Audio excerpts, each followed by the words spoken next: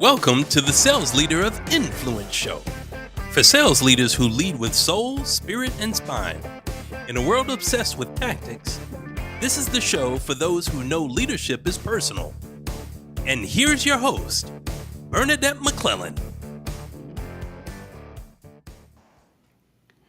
And hello there, everybody, and welcome to this first episode of the Sales Leader of Influence show. I'm super excited today.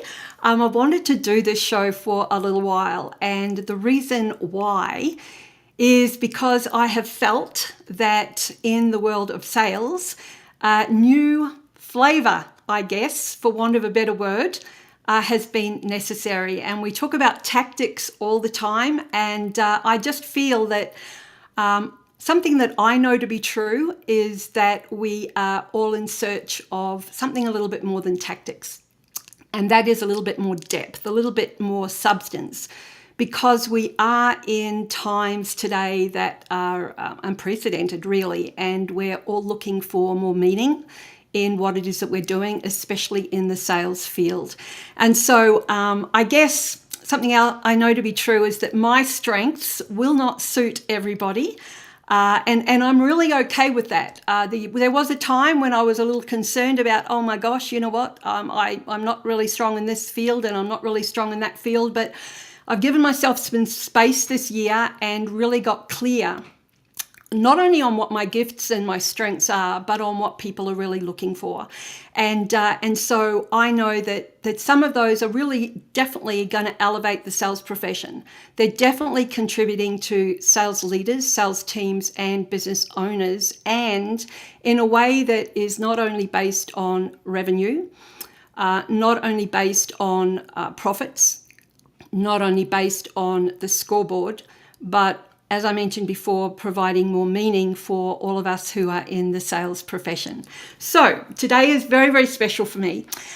With all my years of experience and I guess lived experience as well, I want to be able to bring to you some of the stories, some of the examples, some of the learnings, some of the messages that have come through from my clients, my experiences over the years, because when you sit down and distill what you've been privy to when you have been a coach and a mentor and a confidant to so many leaders and CEOs and sales leaders, as I have in the roles that I've had, I've never really given it much thought. But it's been such a privilege to get into the hearts and the minds of those leaders and for them to share what really matters. And so this is really fueling me to bring to market some of these insights and some of these distinctions to help you guys out there to become even more effective leaders, so that you can, that ripple effect, like putting that pebble in the pond, can ripple out to your team and can ripple out to your buyers, your prospects, your clients, and the greater community, especially your families.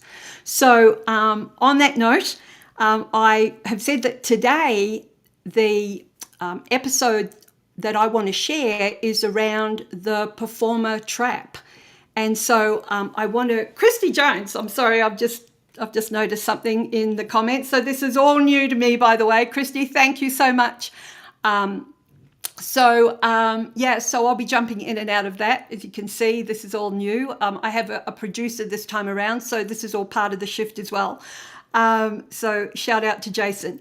So the performer trap is something that I really, truly want to discuss. And each of the episodes moving forward will be weekly, and I will be bringing an element of depth to them. So, the performer trap is, I guess, I want to pull the curtain back on a shift that I believe that sales leaders need to make that nobody really talks about.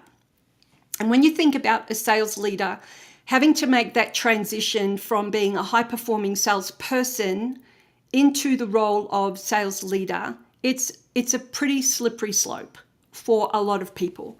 Catherine Orford, thank you very much.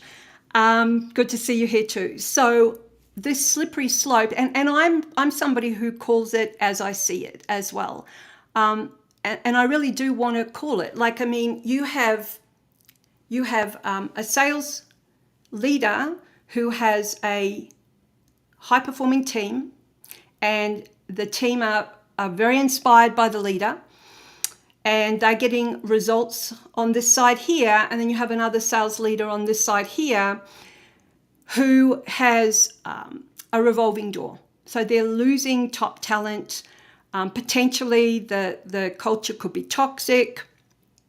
They're not making their numbers, and you think, okay, what's the difference? And in a lot of cases, it's a case of let's throw more tech, or let's throw more resources with training, or let's just throw more money. But I'm going to call it here and say that in a lot of instances, what it is, it's an identity shift.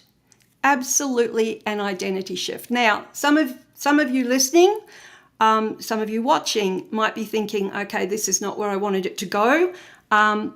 She's talking about identity shifts. And I'm going to encourage you, or I will challenge you a little bit, that if you are thinking that way, then what other ways are you thinking where you're poo-pooing other people's ideas? Where else are you not receiving the opportunity to hear new ideas that could potentially take you up a level in your own environment? So when we look at the performance trap and we start to look at what is sabotaging sales leaders, or what is stopping them from achieving the results with their teams that they could achieve a lot easier, I'm going to throw a question out, I'm going to throw out kind of a fact or something. It's like the number one, I guess, thing to look at in this whole equation is selling. And so let me ask you this, and rhetorical, or those of you that are on the platform where you're kind of fastest fingers first or whatever, do sales leaders sell or don't they? What's your thinking around that? Now, I know some of you are going to be thinking to yourself, well, it depends. Is it coach player scenario? Is it hybrid? What is it? But do you think that sales leaders sell or not? And so this is all part of the performer trap.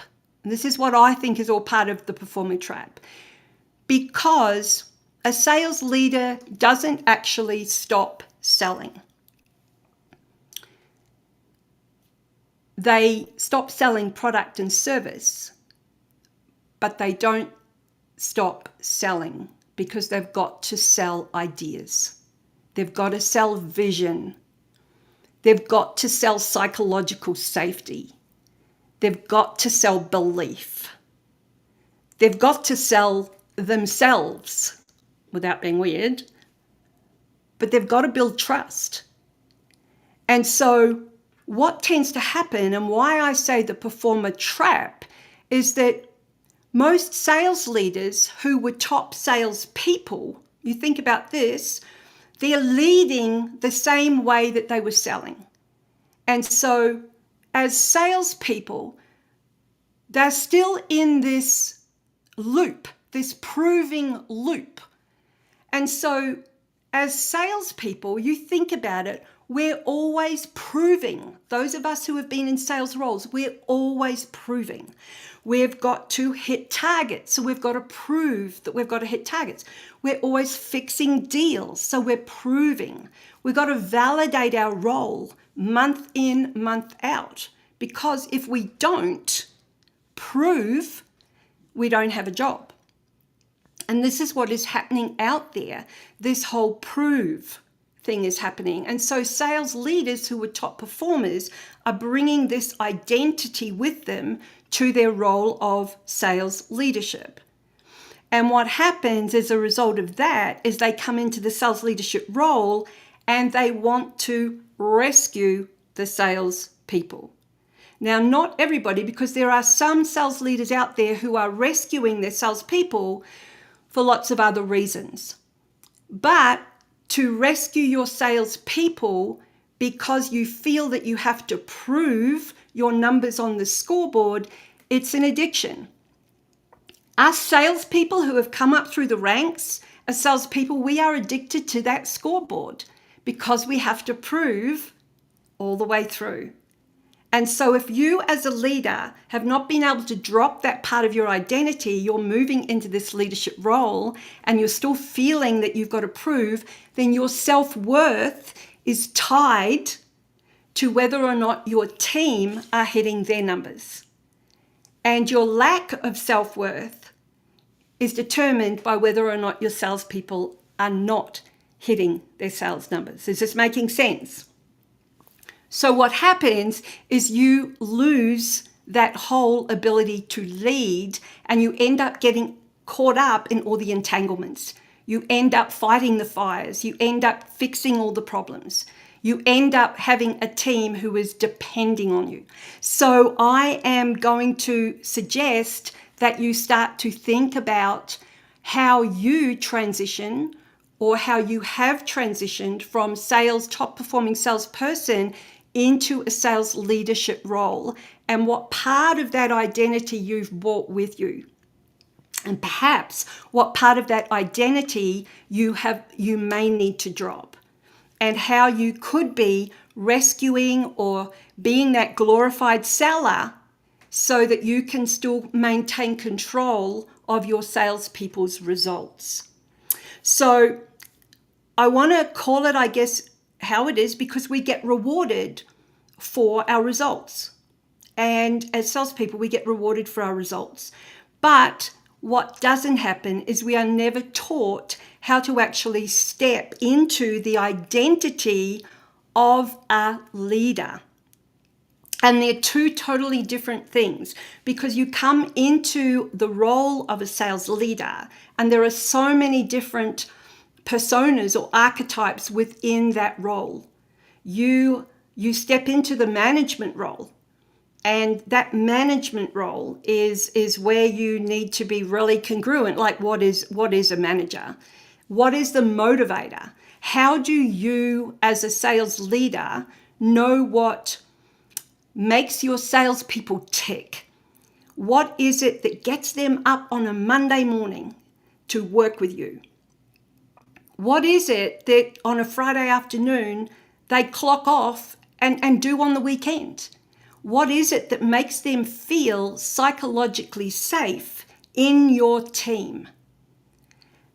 What is it as a mentor? What are you doing to make sure that everybody is aligned when it comes to their priorities, when it comes to their key performance activities, your practices as a leader, and how all of these gaps, the perceptions and the purpose of their role, all of those gaps all play a part that end up in the pipeline.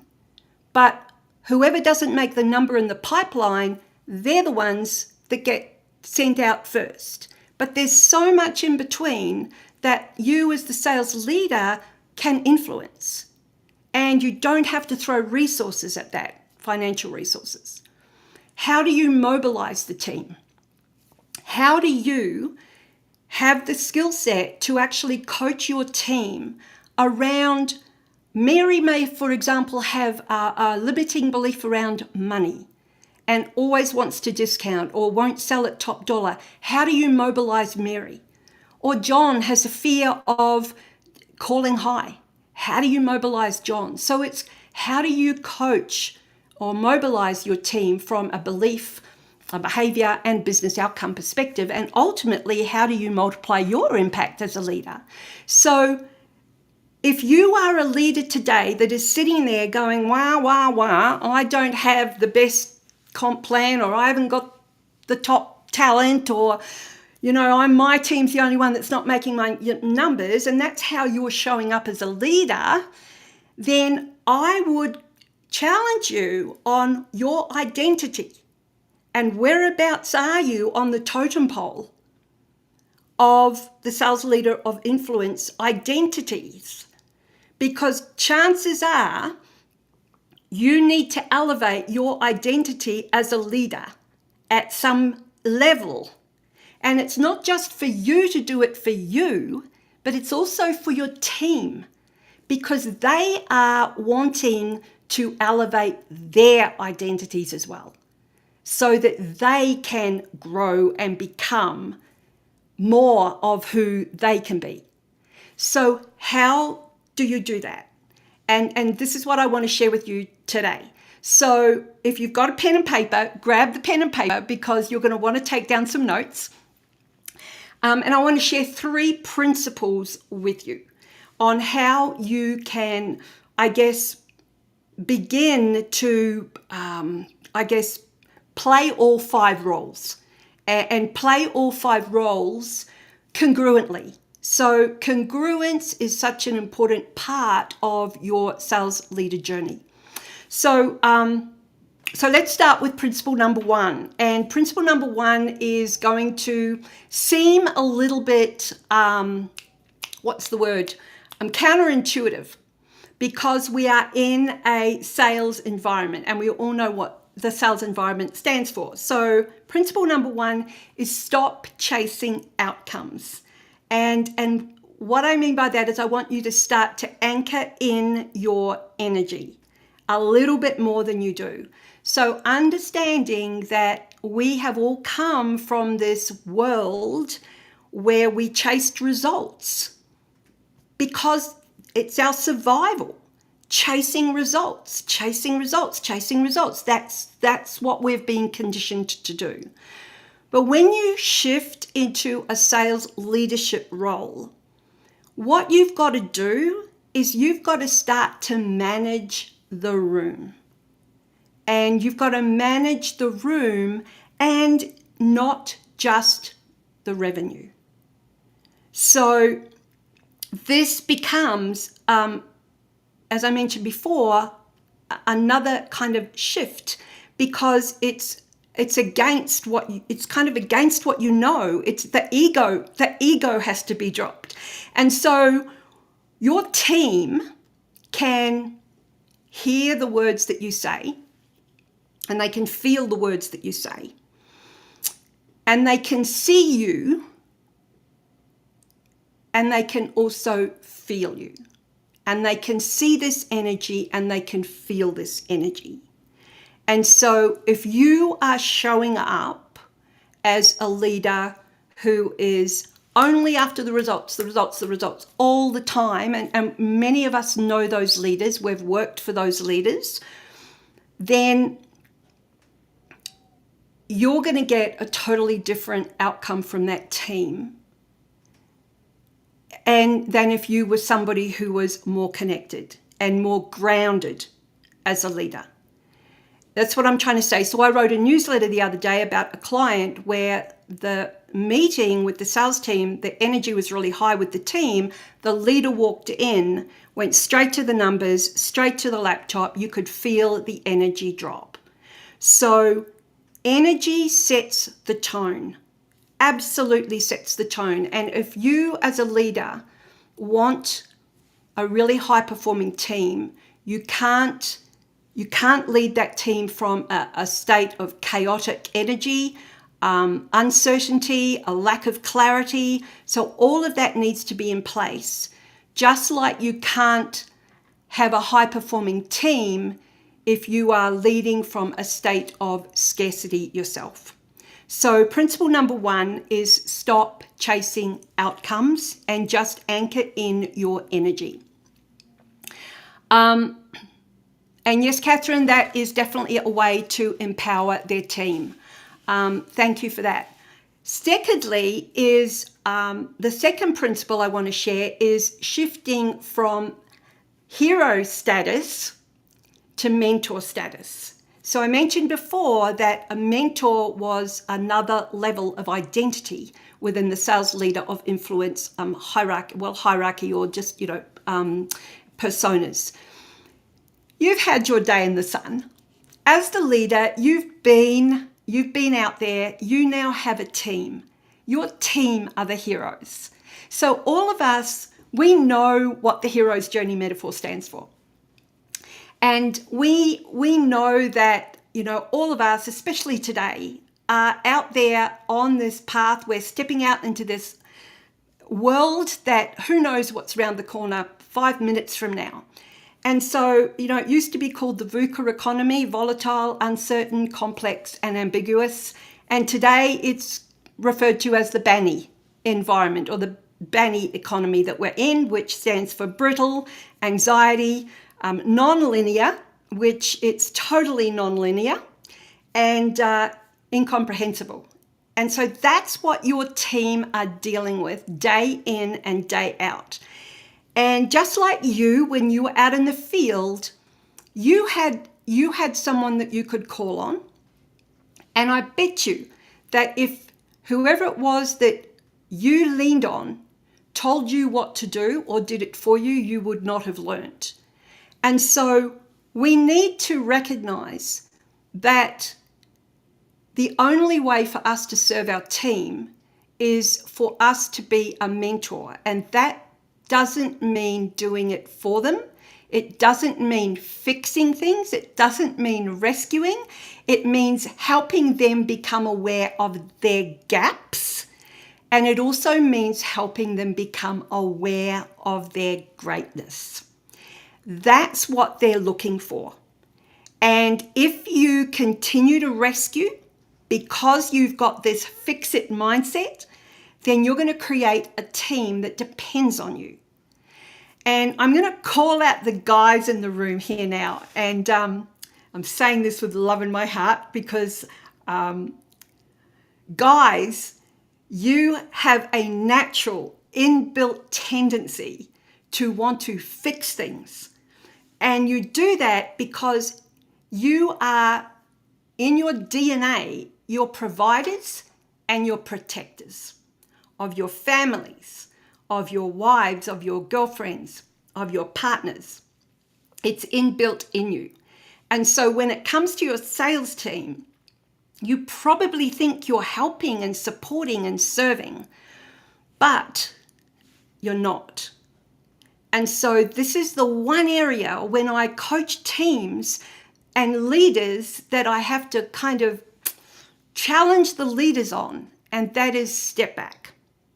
So we talk about the hero and the mentor. You are the mentor.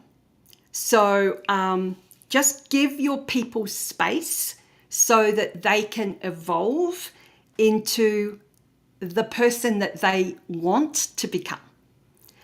So that's point number 2, principle number 2. Principle number 3 is to move from a state of proving to a state of holding space. So I mentioned before that we've come from this environment of high performance and proving. And because if we're not, our survival as salespeople is in jeopardy. And so we'll be the first to go, yay, got the deal, yay, got this. We see it on LinkedIn all the time, okay? We see it not so much with salespeople, but we see people in a state of proving, $600,000 a month, I've just got the Lamborghini, hey, I'm working from a beach in Thailand somewhere. People are in proving energy all the time. And if you are operating from a space of proving, if you in here feel that you are working from a space of proving, I would bet London to a brick that you are probably feeling exhausted. And when someone operates from a place of proving, it's usually from a place of feeling not enough. And so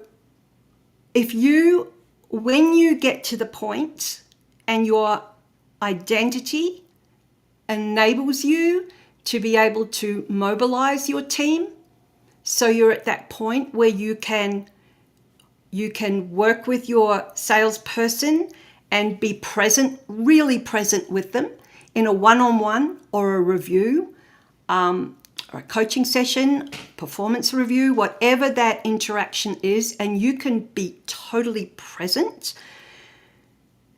And you've reached that, I guess, place of, I'm trying to think of the word, not emotional intelligence, but just presence, I guess, for want of a better word. You can hold space, and you can hold your team or hold that person or even hold yourself to a standard, and you can hold the silence. And so I love to talk, and most sales leaders love to talk, but the mobilizers, those that know how to hold space and not prove and not be the know-it-all, they are the ones that know when to stay silent and why. And that is really, really powerful. So 3 principles to help you get out of the performer trap, which so many leaders fall into. And I'm really curious where you are. I'm going to ask you a couple of questions. So have a think about your own style. Are you somebody that when you are with one of your salespeople, are you somebody who comes or coaches from a place of curiosity or control? Do you jump in to rescue or help your salesperson before they get uncomfortable or after? Because getting uncomfortable, we all know it. It's when we push our edges. That's when the uncomfortable part is where the growth happens. And so if you're sitting there thinking, I've got to jump in, then that's on you. And third is, do you take the performance of your team or any individual in your team, do you take their performance personally at any time? So there's 3 questions that might be a little bit thought-provoking. So I want you to be honest with yourself there. That's hand on heart. Nobody's going to know your answer. The reason I'm asking those, though, is because high-performing salespeople that have moved into sales leadership roles, the natural reaction is to want to fix. The natural reaction is to want to control. And so I want you to remember something, and that is that the system, okay, and when I talk about the system, I'm talking about the environment you grew up in, was all about performing. Oh gosh, look at Mary, she's walking now. Or, look at little Johnny, he's, talking now. You go to school, it's all grades. Oh, Mary got an A+, poor Johnny got an F. So we move into all these different stages of our lives. We get our driver's license. All of this, did you pass, did you fail? All of this, the system is designed for us to perform. And so we're moving into different times now. And if we keep doing what we've always done, we're not going to get the results that we want. And so I want us to reframe sales leadership.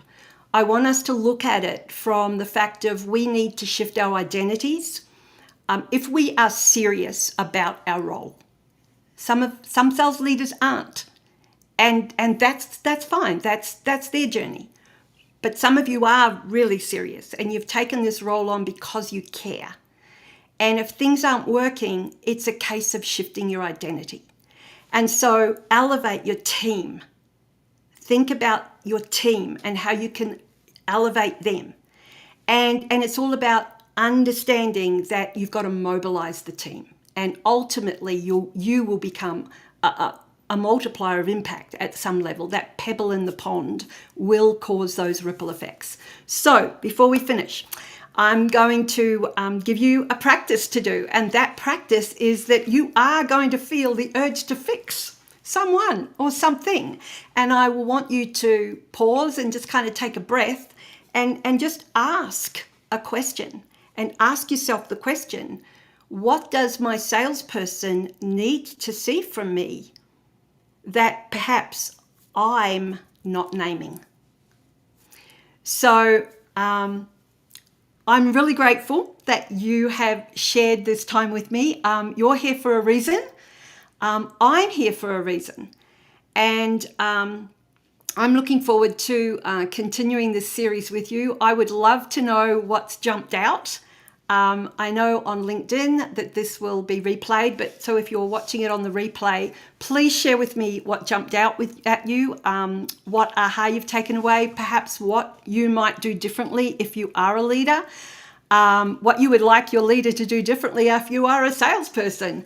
And if you have any questions or any topics that you would love me to go down the rabbit hole with, go a little bit deeper with, I want this to be a joint co-creation. I'm really quite adamant that my contribution to the sales profession is based on my strengths, and those strengths are very unique to me. And I love what I do, and I love working with sales leaders.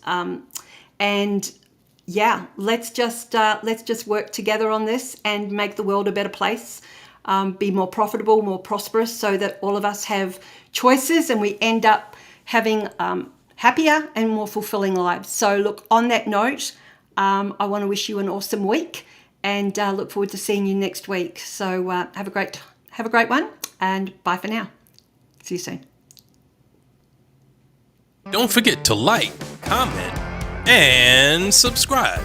Thanks for watching the Sales Leader of Influence show with your host, Bernadette McClelland. See you next Wednesday live at 6 o'clock Eastern.